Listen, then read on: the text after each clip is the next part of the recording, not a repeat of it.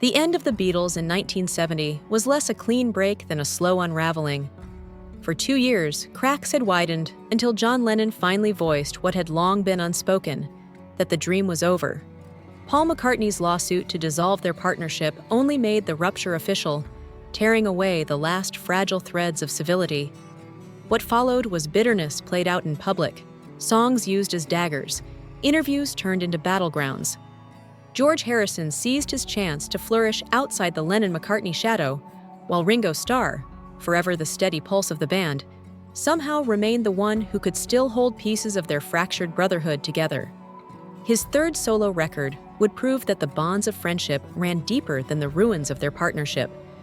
By 1973, Starr unveiled Ringo, and it became a moment unlike any other, not merely because of the music, but because of the ghosts it summoned. His first solo outings had already drawn help from McCartney and George Martin, but this time, without fanfare or declaration, he drew them all back. The album became something greater than itself, the closest the world would ever come to hearing the Beatles again. Starr had never claimed to be a prolific songwriter. His Beatles catalog contained only a handful of originals, while most of his performances had been gifted to him by the others. For his solo albums, he leaned on outside material, but Ringo was different.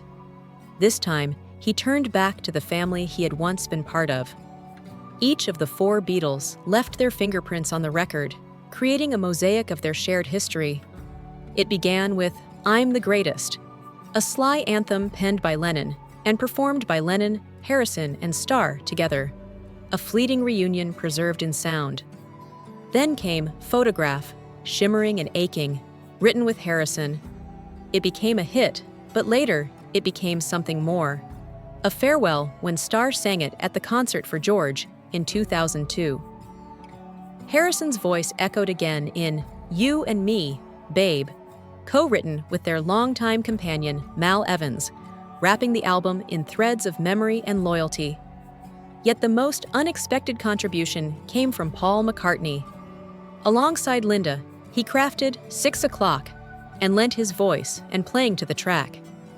It was said that Starr had coaxed Paul into joining after Lennon and Harrison had already signed on, teasing that he would regret being the only one left out.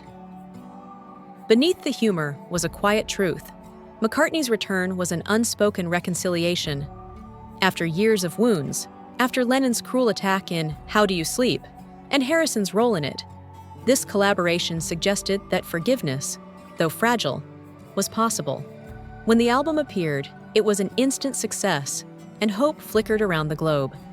Perhaps the Fab Four would find their way back to each other.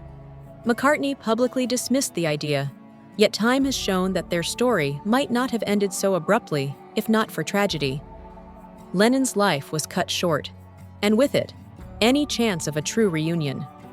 Still, Ringo stands as proof that even when the band had crumbled, the love remained. For all the bitterness, the rivalry, and the years of silence, they were bound together in ways that could never fully be severed. The record reminds us that the Beatles were not just a band, but brothers who, despite everything, knew their power and their hearts were strongest when they stood side by side.